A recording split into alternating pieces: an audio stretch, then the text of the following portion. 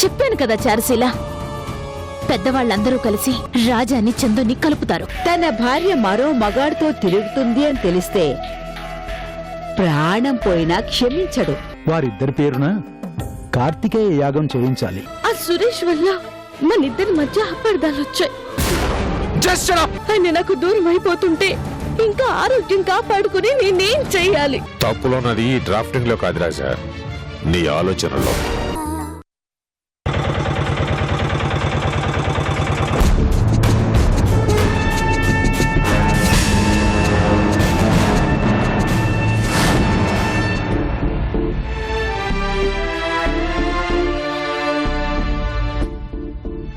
రండమ్మా రండి.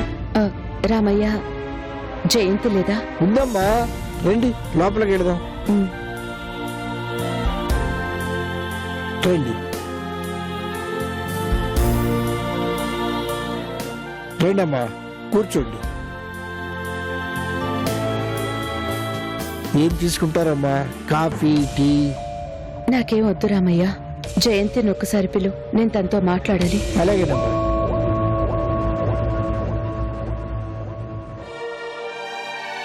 వారిద్దరి పేరున కార్తికేయ యాగం చేయించాలి.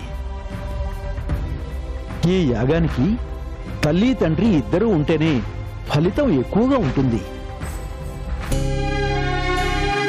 అమ్మా, నీకోసం అర్చన వచ్చారు. అవునా? మరి పైకి రాకుండా అక్కడేం చేస్తోంది?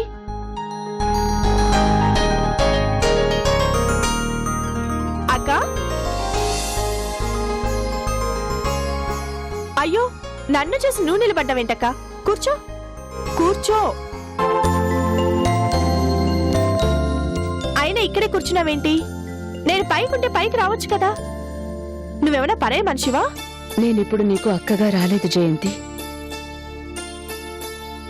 కృష్ణకి వదినగా, చందుకి పెద్దమ్మగా వచ్చాను. నీ సాయం కోరి వచ్చాను. ఏంటక్క కొత్తగా మాట్లాడుతున్నావు?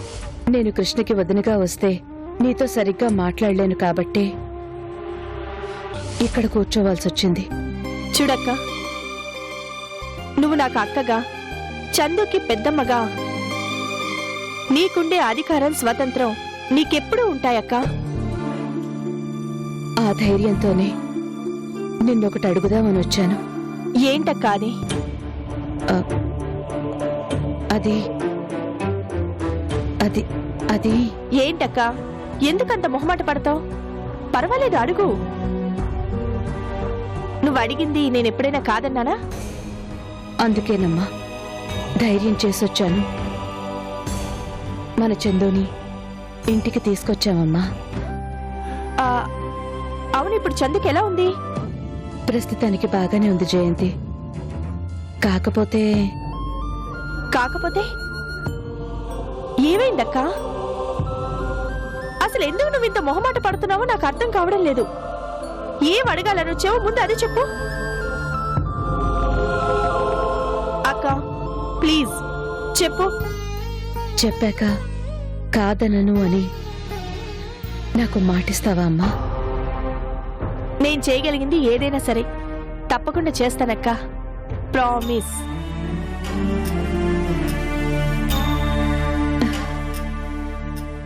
చందు పరిస్థితి గురించి ఆలోచించి ఒక స్వామీజీని కలిశామమ్మా. ఆయన చందు జాతకం చూసి తన జీవితం బాగుండాలంటే ఒక పరిష్కారం ఉంది అని చెప్పారు. ఏంటక్క అది? తన కోసం కార్తికేయ వ్రతం చెయ్యాలి అని చెప్పారు. కార్తికేయ వ్రతమా? అవును జయంతి, ఆ వ్రతం చెయ్యాలంటే నీ సహాయం కావాలి. అంటే డబ్బు కావాలక్క?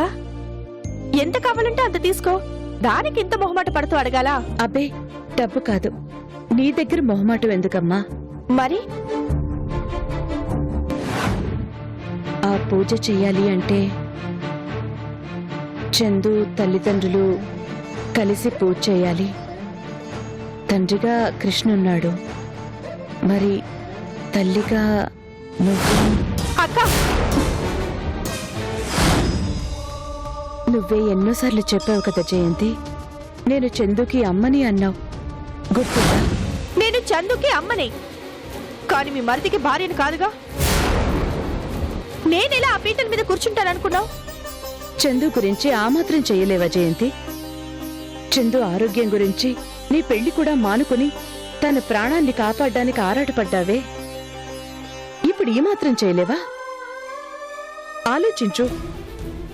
నా వల్ల కాదక్కా, దయచేసి ఈ విషయంలో నన్ను బలవంతం చేయకు ప్లీజ్. అలా అంటే ఎలాగమ్మా? నువ్వు చందుకి తల్లిగా కూర్చుంటే చాలు. ఏం మాట్లాడుతున్నావక్కా?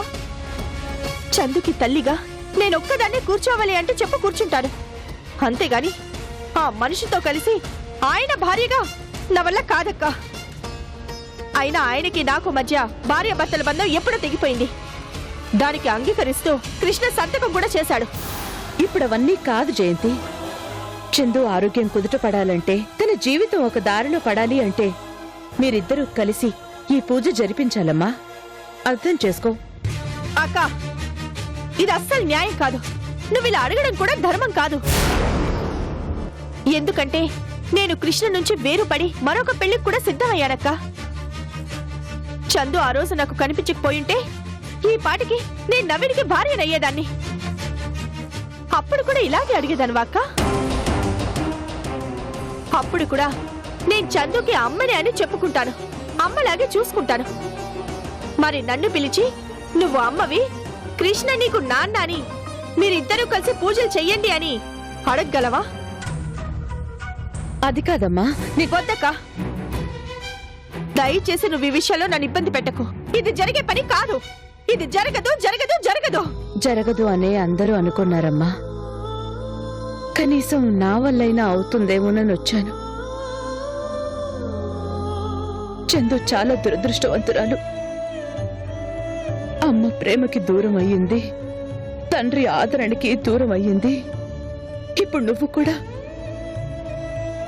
కనీసం తన మీద జాలితోనైనా ఒప్పుకుంటావని వచ్చాను.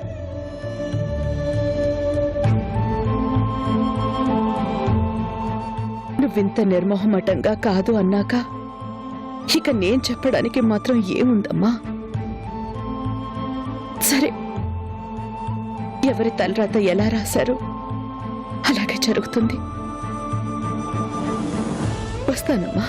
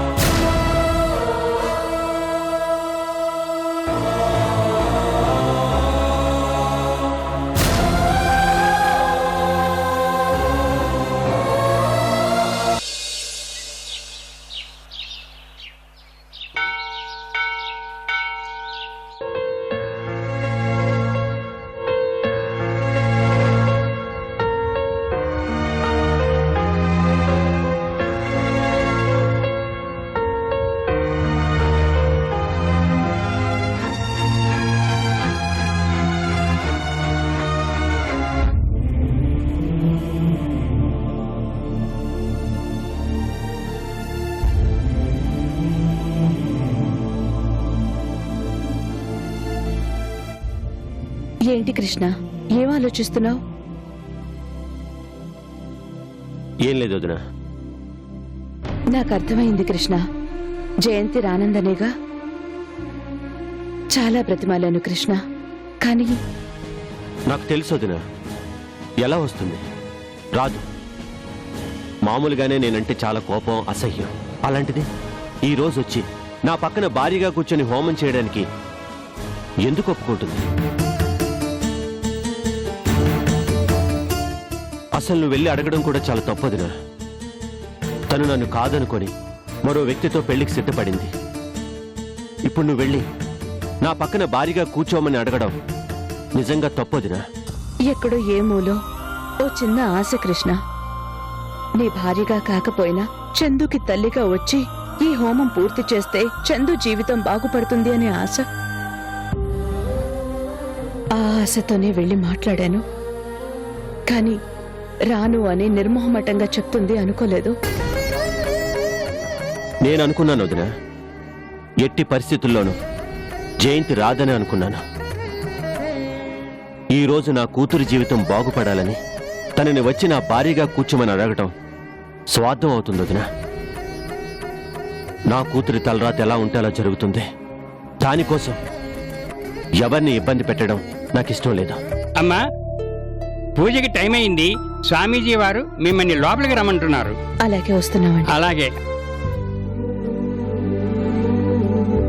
రా కృష్ణ, ఏం జరగాలో అదే జరుగుతుంది. మన ప్రయత్నంలో ఎలాంటి లోపం రాకూడదు. పద, పూజ పూర్తి చేద్దాం.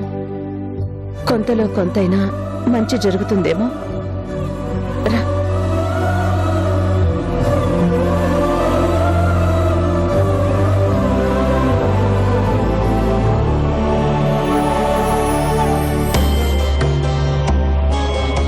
దీర్ఘాయుష్మాన్ భవ.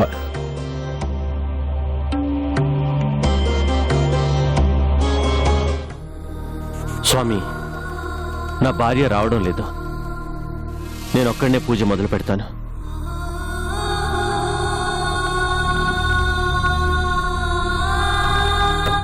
పర్వాలేదు నాయనా. పూర్తి ఫలితం రాకపోయినా వచ్చే ఫలితంతో అయినా మీ కూతురి జీవితంలో మంచి జరిగితే అంతే చాలు. పూజ మొదలు పెట్టండి. ఈ విఘ్నేశ్వరుడికి బొట్టు పెట్టండి. ఇక్కడ నమస్కారం చేయండి. ఓం గం గణపతే నమః, గం గణపతే నమః, గం గణపతే నమః. శుక్లాం భరధరం విష్ణుం శశివర్ణం చతుర్భుజం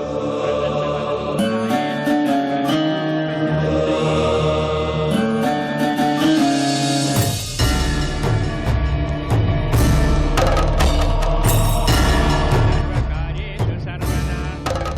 ఓం ఏకద్రష్టాయ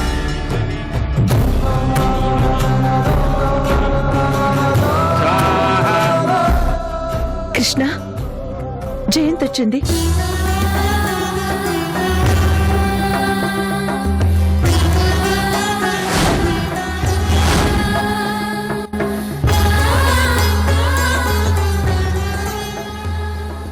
రా జయంతి, నువ్వు వస్తావని అస్సలు అనుకోలేదు. అక్క, నేను చందుకి అమ్మగా మాత్రమే వచ్చాను తప్ప మరే కారణంతోనూ రాలేదు. చందుకి మంచి జరుగుతుందంటేనే నాకు ఇష్టం లేకపోయినా వచ్చాను.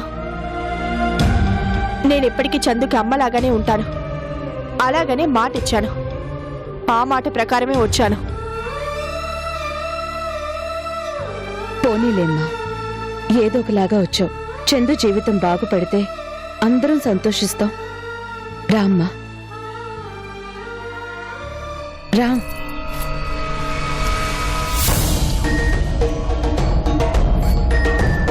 కూర్చో.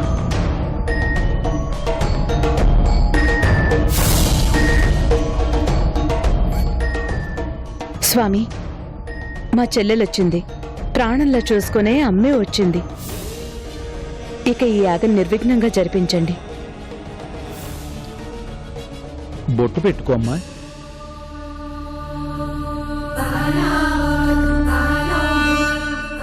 మీరు కానివ్వండి. అలాగే స్వామీజీ.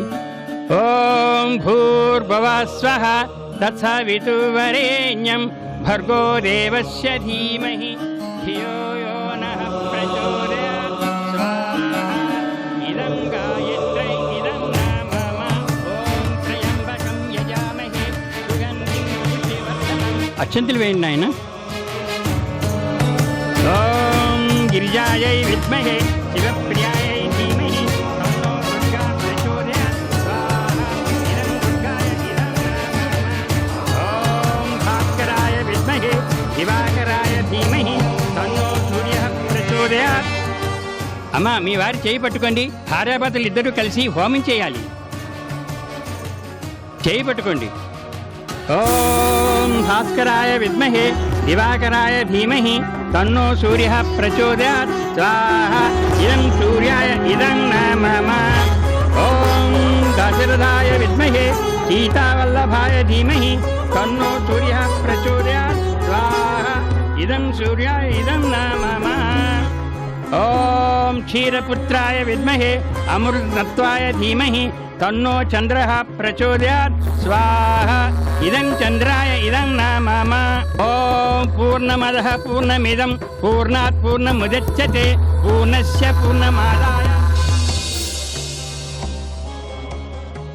ఆయుష్మాన్ భవ. దీర్ఘ సుమంగళీ భవ. అమ్మ అర్చన, యాగం నిర్విఘ్నంగా జరిగింది. పంతులు గారు, ప్రసాదం ఇవ్వండి. అలాగే. ఈ ప్రసాదాన్ని మీరిద్దరూ ఆ అమ్మాయికి తినిపించండి. అంతా మంచి జరుగుతుంది. అలాగే. వెళ్ళిరండి అమ్మా. వస్తాం స్వామి. అలాగేనమ్మా.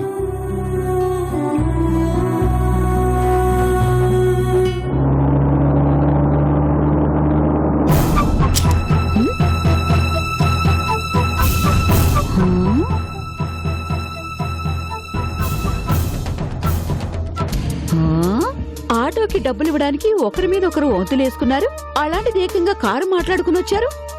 ఎంత లెవెల్ పెరిగిపోయింది వీళ్ళకి.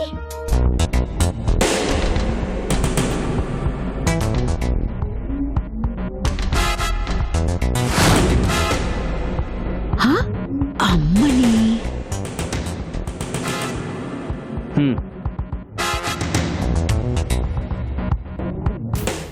ఎందుకు నేను ఇచ్చేదాన్ని కదా.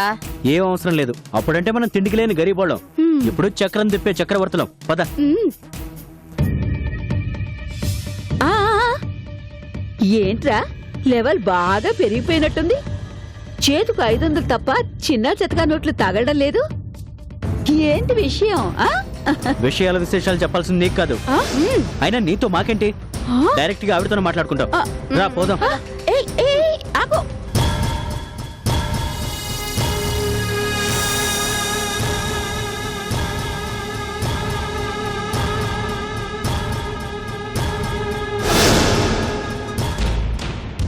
నమస్తే మేడం. నమస్కారం అమ్మా. ఏంటి ఇలా వచ్చారు? మీరు చెప్పిన పని మీరు ఊహించిన దానికంటే వేగంగా పూర్తి చేశామమ్మా. ఓ గొప్ప జంటని మళ్ళీ జన్మలో కలవనంతగా చక్కగా విడదీశాం మేడం. చందు అంటే ఒకప్పుడు రాజాకి ఎక్కడలేనంత ప్రేమ. కానీ ఇప్పుడు రాజా దగ్గర చందు పేరు చెప్పారు అంటే ఆ పేరు చెప్పిన వాడి పుచ్చ పగిలిపోయేంత కోపం మేడం. వాళ్ళిద్దరి మధ్య పచ్చగడ్డి ఎండుగడ్డి ఏది వేసినా భగభగ మండిపోయేంతగా ఇద్దరిని విడదీశాం మేడం. మా కోసం ఆ చందు పిచ్చిదానిలా ఊరంతా తిరుగుతోందమ్మా. మేం కనిపిస్తే మా కాళ్ళు పట్టుకోనైనా తన అమాయకురాలని నిరూపించుకోవాలని తెగ తాపత్రయపడుతోందమ్మా.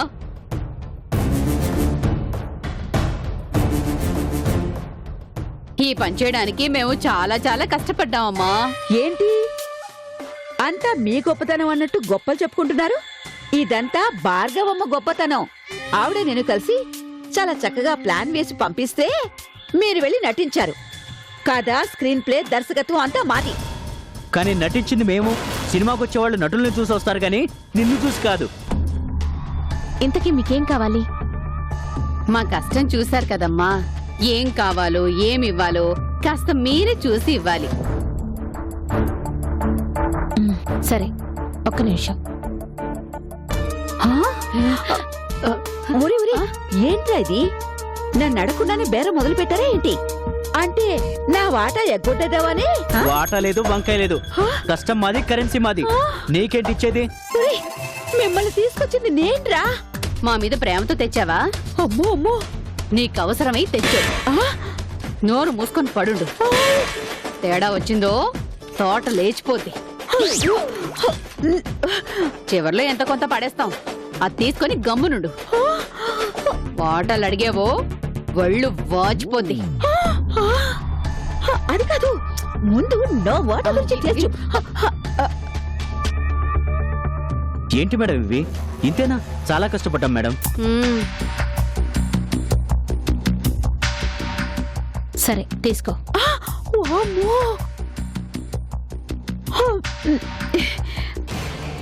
అబ్బే సరిపోవు మేడం. మేం విడదీసింది చాలా అన్యోన్యమైన జంటని. అల్లాటప్ప వాళ్ళని కాదు మేడం. ఎంత కావాలి? తెలివిగల వాళ్ళు. మీకు తెలియదా అమ్మా?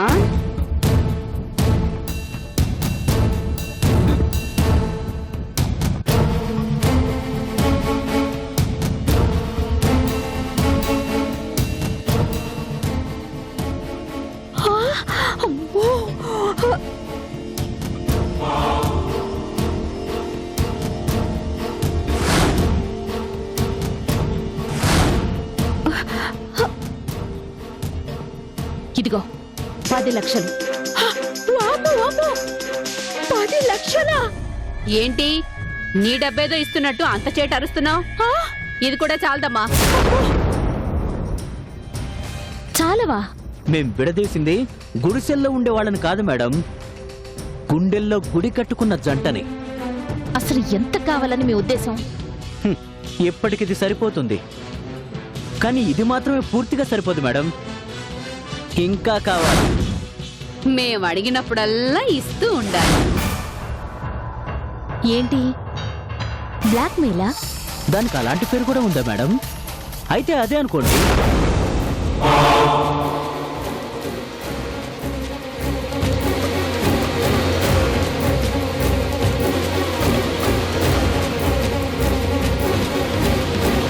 ఒరే, మీకొక్క రూపాయి కూడా ఇవ్వదురా. ఏం చేస్తారో చేసుకోండి. ఆ?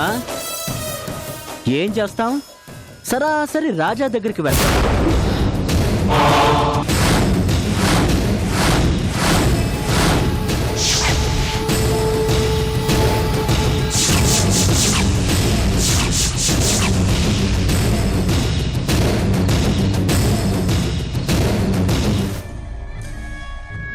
దొంగ స్వామీజీ నుంచి మా దొంగ వేషాల దాకా హరికథ చెప్పినట్టు చెబుతాం.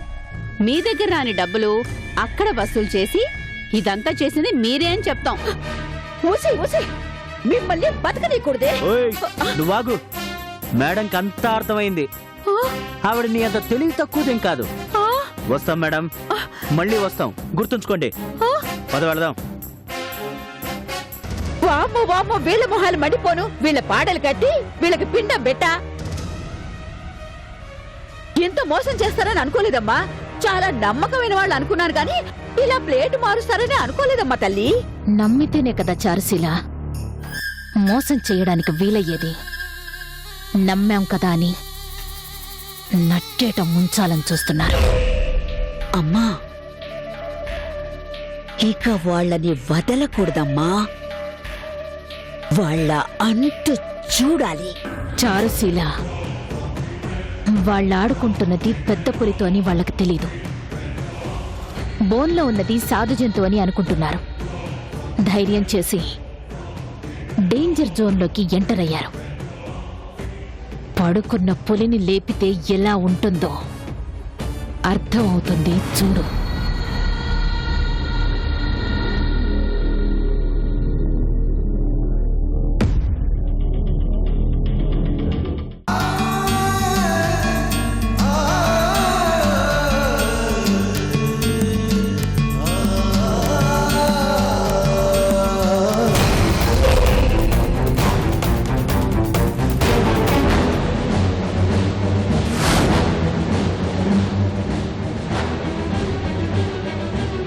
నేను చేసిన తప్పుకి నాకు చావు ఒక్కటే సరైన శిక్ష.